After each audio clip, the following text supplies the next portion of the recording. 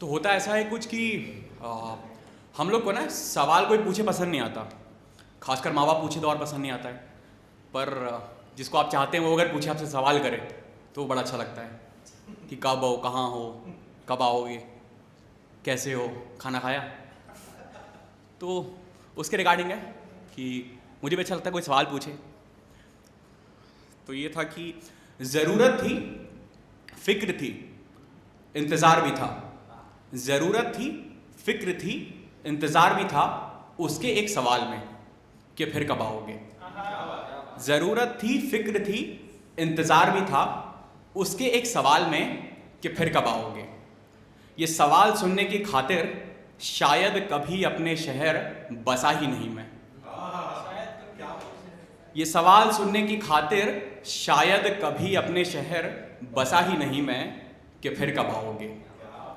Mobile के ज़माने में चिट्ठी से जज्बात हैं मेरे, मोबाइल के ज़माने में चिट्ठी से जज्बात हैं मेरे। मेरे होठ जैसे अनपढ़ से हैं, मेरे होठ जैसे अनपढ़ से हैं, कुछ भी कह जाते हैं। मेरे होठ जैसे अनपढ़ से हैं, कुछ भी कह जाते हैं।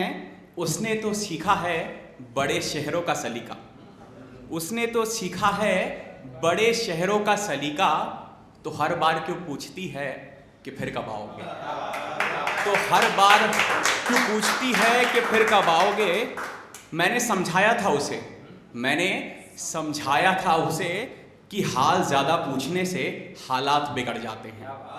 मैंने समझाया था उसे कि हाल ज़्यादा पूछने से हालात बिगड़ जाते हैं। मैं सब जानती हूँ ये कहकर वो कहती थी कि फिर कब आओगे। मैं सब जानती हूँ ये कहकर वो कहती थी कि फिर कब आओगे।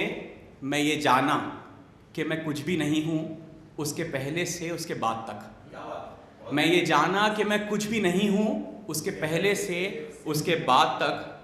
पर ये सवाल सुनने की खातिर शायद कभी अपने शहर बसूंगा ही नहीं मैं कि फिर कब आओगे।